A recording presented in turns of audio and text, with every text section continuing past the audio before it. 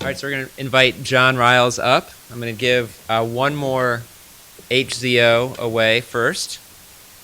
This is going to Stephen Farber. Again, an HZO protected Motorola Bluetooth headset. A couple of other announcements. First, if anyone's getting sleepy, feel free to wake up with our phlebotomist in the back. You can give some blood for Origin. Also, I just want to remind that the co-investment vehicle for D-Wave is currently open.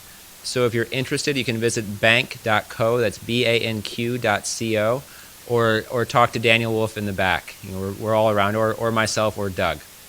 So now let me introduce John Riles. John is the CEO of Metabolon. Prior to forming Metabolon in 2002, he was the CEO of Paradigm Genetics. And John's a very good Harris & Harris Group family member because he's also a founding board member with AgBiome, one of our other portfolio companies. Thank you. Well, thanks, and thanks for having me here. Let's see how I control this. Yeah, so today I was just going to take some time and talk about what we're doing at Metabolon, go over the company a bit, go over the business model, and then talk about a lot of the opportunities that we're really excited about right now. And just to give you some vital statistics of the company to start with.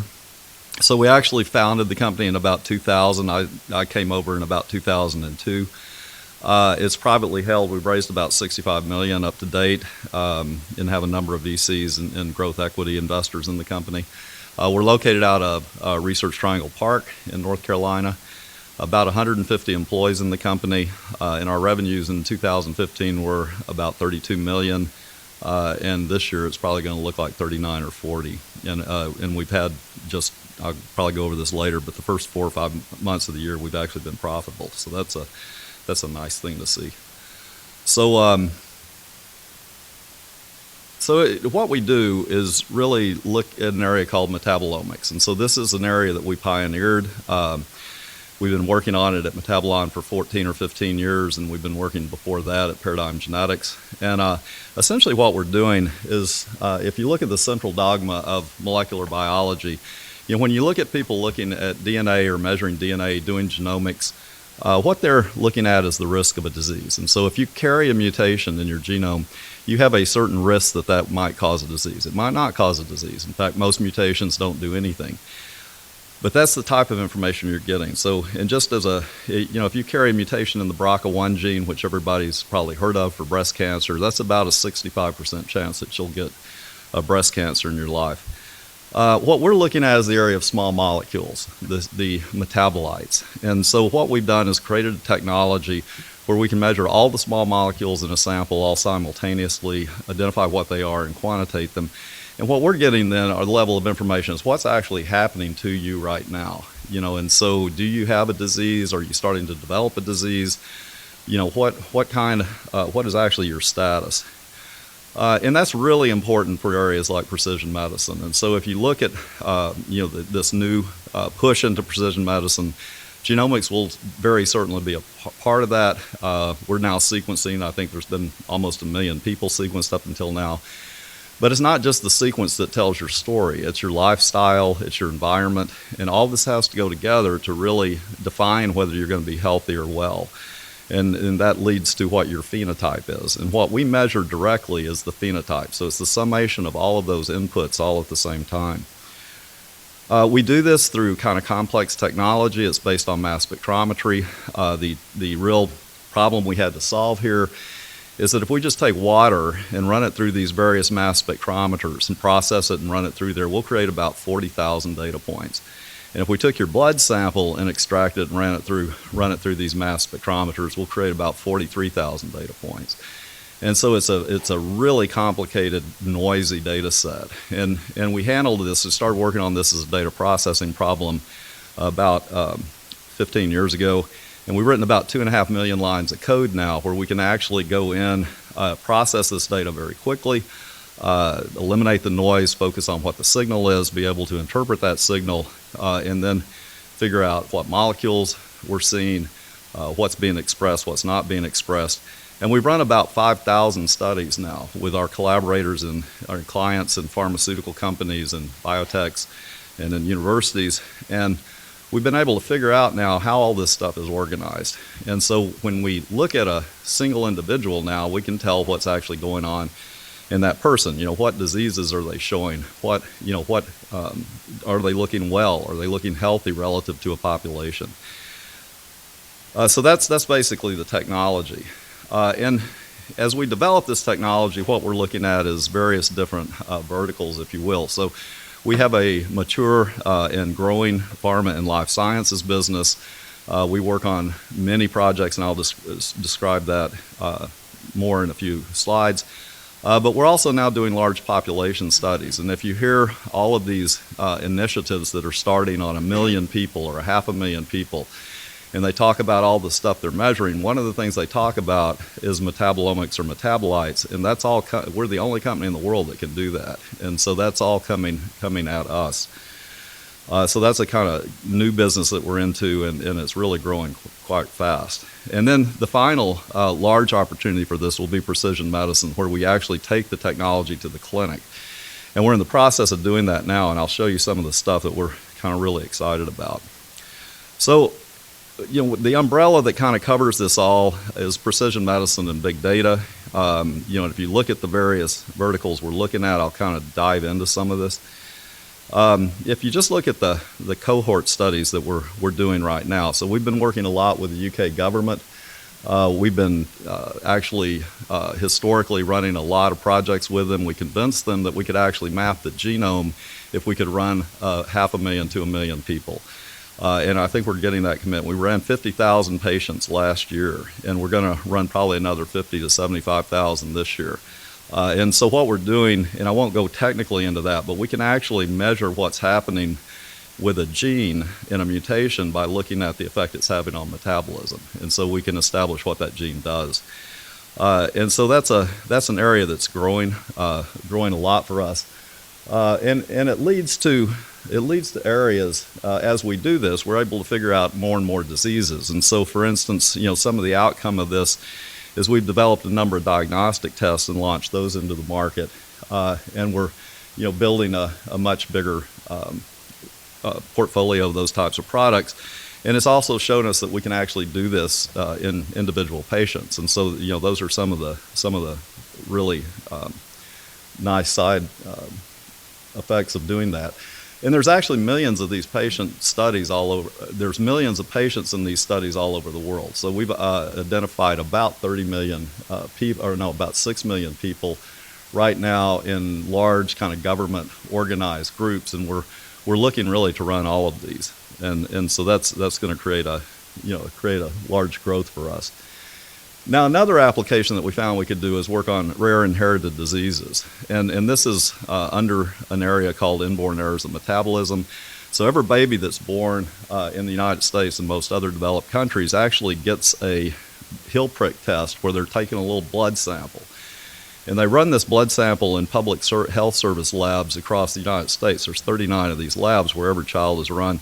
And if they pick up a hit, then that child gets sent to a genetics institute, and there's 200 of these in the United States. We've been working with Baylor College of Medicine, and what we can do in their patients, now some of these patients are pretty easy to diagnose, but some of them become pretty difficult to diagnose.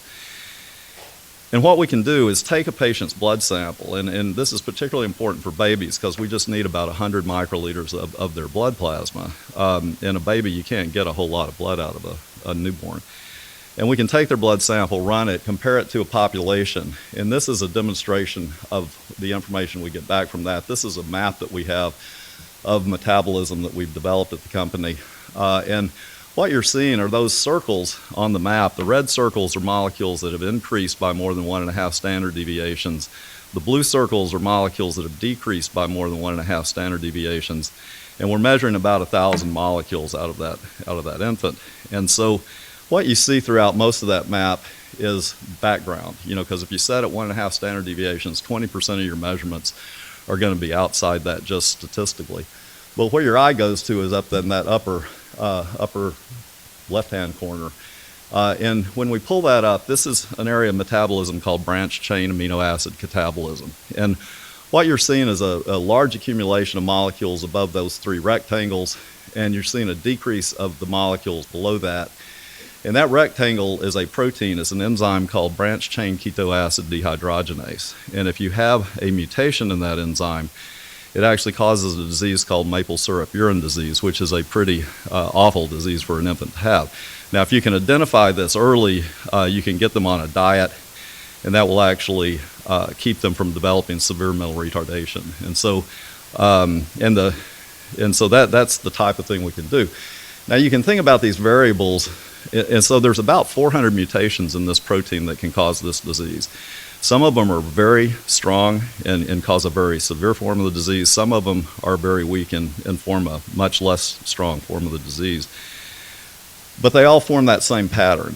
And so we can think of this as variables, and we can then develop equations that can actually, we can just run these equations through the data, and now we're up to about 70 diseases that we can just screen right off of a 100 microliters sample. So we do this commercially with Baylor. We've been co-developing it with Baylor for about 2 years. This is all run in our own CLIA lab at Metabolon. And we're about to take it to now the other 200 genetic centers throughout the rest of the country, and then to pediatric physicians. So this is a pretty good sized market for us. It's maybe $150 million a year in testing. And then another application that we can do, and this is in the precision medicine space, is really to look at health and wellness. And so we've looked at a lot of different chronic diseases. We understand those patterns. We can write the equations for those diseases, and now we can score individuals versus a population. And you can see that kind of readout here. So we're looking at things like mitochondrial health, diabetes, cardiovascular disease, liver health, these types of screens on patients. And we can pick up the patient at a very early stage. So we can pick up diabetes, not risk that you're going to develop diabetes, but the fact that you are developing diabetes way before you're going to see it with markers like glucose or hemoglobin A1C. And so that's a general type of wellness application that we're working on, and we're actually taking this now into key opinion leaders in the precision medicine or concierge medical space. And we will have this thing launched probably in the next 6 months. Now, in doing all of this, it's led to our understanding of a lot of other diseases, things like diabetes and kidney disease, early stage liver disease.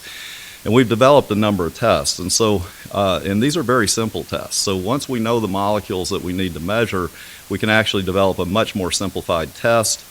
And we've done this with 2 that we've launched commercially, one called Quantos IR, the other Quantos IGT. And the Quantos IR, what we're measuring is insulin resistance. And that is the basic pathology that's going to lead to type 2 diabetes.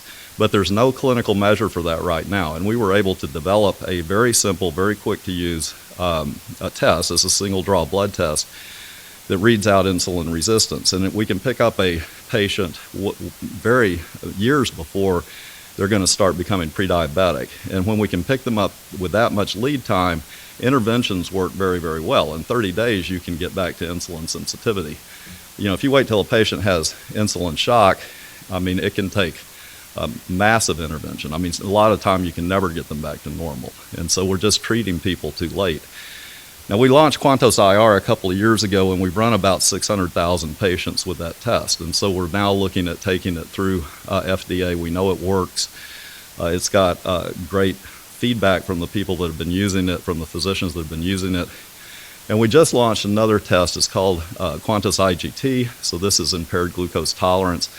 And that's the second phase of developing type 2 diabetes. So now a patient, he's been insulin resistant, and now they're transitioning to where they can't metabolize glucose correctly.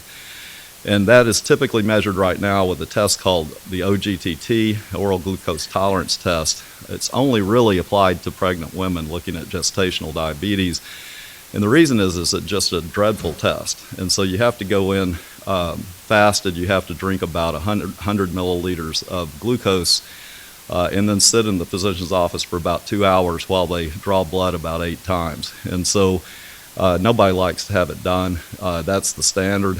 And we've got a single draw blood test on that that doesn't require you to have to drink glucose. And so we've just launched that recently. We've run about 12,000 of those tests.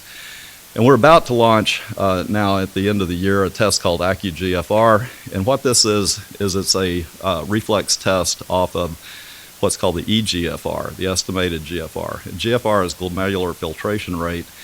And that is a measure for do you have kidney disease or not. And so there's about 250 million eGFR tests run in the United States every year. Anytime you have a blood sample, they're going to probably run an eGFR on you. And so, but the eGFR can identify patients that could potentially have kidney disease, but it can't stage a patient as to what stage of kidney disease it has. And so working with Tufts and working with Johns Hopkins, we've been able to actually develop a very simple to administer test that can actually stage kidney disease patients. And then the next test we'll launch probably sometime next year is on what's called non-alcoholic steatohepatitis. It's NASH. That's the earliest stage, kind of the first addressable stage of developing liver cirrhosis. And so and the whole play here is to identify these early stage diseases when you can actually do something about it. You know, because if you wait until they present, it's usually too late. You're just now dealing with the patient as they develop, you know, a pretty dreadful outcome. So those are some of the other things we're doing. We also work with what we call healthcare innovators. These are companies you might have heard of like Aravel and Human Longevity. So these are the big companies right now that are going to try to move into precision medicine and genomic medicine. And they're our partners. So they talk about measuring small molecules. That's all the stuff they send to us. And so they use our technology to do that. Then they measure genomes and try to figure out how to tell patients about their conditions. And so that's developing. There's more and more of these companies starting up. There's a large one in China that just started up. So we're in discussions with those guys. And nobody can really do what we're doing. We talking about a lead of the technology. We're about 10 years ahead of the nearest competition, which would be the Broad Institute at MIT. And so we know that because they publish their precision and they publish how many molecules they measure. And that's what we were doing in about 2006. And so, we're way ahead on the learning curve. We've got about 100 issued U.S. patents. Well, not U.S., 100 issued patents. And we've got a couple of hundred in prosecution. So, we've kind of got this area, I think this technology protected pretty well.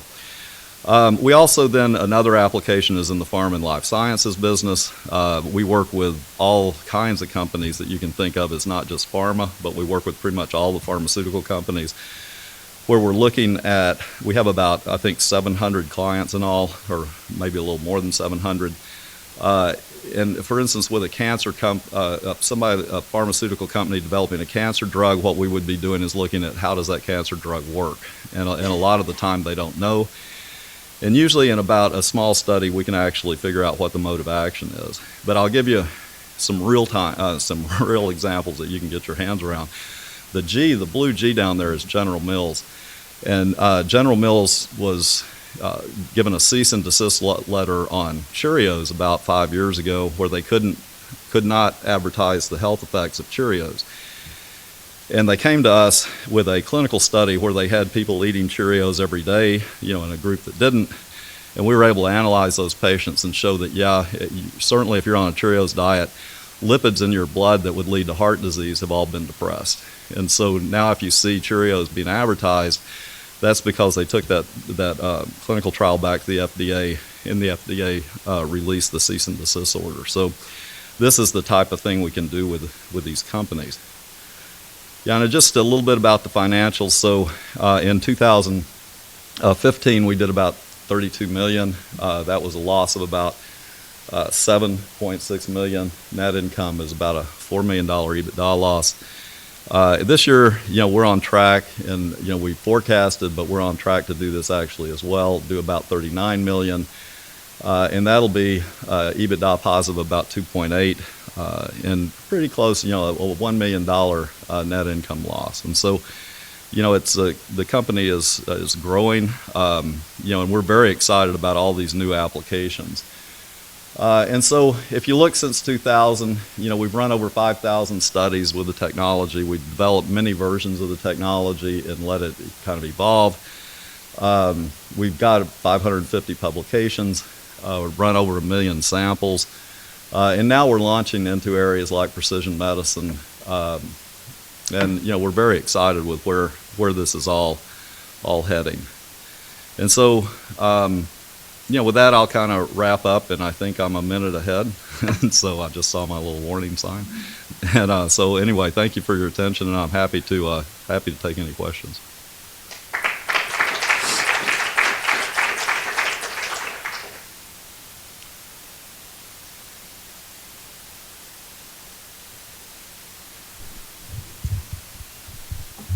So, I think I'm okay.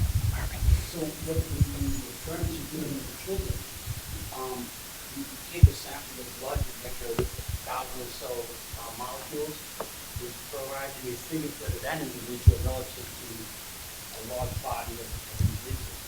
So does that figure change with time, or does it stay with you? Well, in those particular diseases, it varies. And so some kids can grow out of them if they're not a serious form of the disease. I mean, some are going to be needed to be treated all their life. Some don't get the disease when they're born, and so they actually will present later. So they'll show developmental delay, and the parents will take them to a pediatrician, and then they come in that way because these mutations all work differently.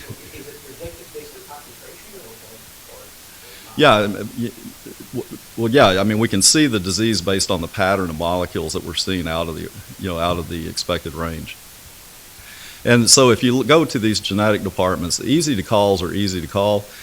The hard to calls will cost them up to $10,000, because they have to do a lot of other kinds of testing. That's a lot of the time it's not clear what they're actually seeing, and there's two problems with that. One, it can take a long time because these things are kind of not all done at once, and it takes a lot of blood. So, some of these tests take 20 or 30 milliliters of blood, and for a small baby, that's a lot of blood to go. So and so these are the issues. And I mean, sometimes these diseases present as adults. And they'll come in as a kind of undiagnosed disease into a genetics department. Can you just briefly tell what you're doing with sort of undiagnosed disease, either with SAM project, DN Frank, Sure. I can briefly just explain that. So what Doug's asking about. So the Tanner project is a project that we did on a patient in collaboration with Craig Venter's Institute, the JCVI. And the medical case that had happened is that a little boy is about 10 years old, died of multiple gliomas. And he was the grandson of a very wealthy guy out of L.A. And that guy wanted to understand what had happened to his kid. And so they had him sequenced, and they found that he carried a mutation called Li-Fraumeni disease. So he had the Li-Fraumeni mutation, and this is a mutation that inhibits DNA replication or DNA repair. And he had it, and it's genetic, it's dominant, and if you have it, you're likely going to die of cancer. And that's what had happened with the little boy. They did a test on all the family, and the trait came from the father, and the daughter had it too. And so then the guy is really hysterical because now his daughter's got cancer, or has a huge potential to develop cancer. And so we set up a protocol, and they could prove that she was cancer-free at the time and when we started this. And we started testing her then about once a month and we've been doing this for the past 2 years. And so the idea is if we see any indication of cancer, which we can see early stage cancer effects too, then we're supposed to alert the institute and they will dive into it. Now, the interesting thing is the very first sample that we ran, we found an extraordinary thing in this patient, and she has highly elevated levels of two molecules, and it's nicotinamide and ADP ribose. And the only way you can form ADP ribose is to have a highly expressed PARP gene, and PARP is a DNA repair enzyme. And so and that's genetic. So we went back and tested the whole family, and it's coming through the mother side of the family. It comes through the grandmother and all the aunts carry this. And so on that side of the family, it probably was just a mutation that they had that really didn't do anything. I mean, it's probably not deleterious to have overexpressed PARP, but having that in conjunction with a P53 mutation, she's probably going to live now because she's suppressing that mutation. And so that's one type of case. And then the other is, mutation, the undiagnosed disease patients, chronic fatigue syndrome. So chronic fatigue is thought by most docs to be like a mental disease. And so when the a patient will come in and they tell them, I'm fatigued, I've got all this problem, I can't work very well, they get Xanax, and that's the treatment, so it's crazy, but that's what happens.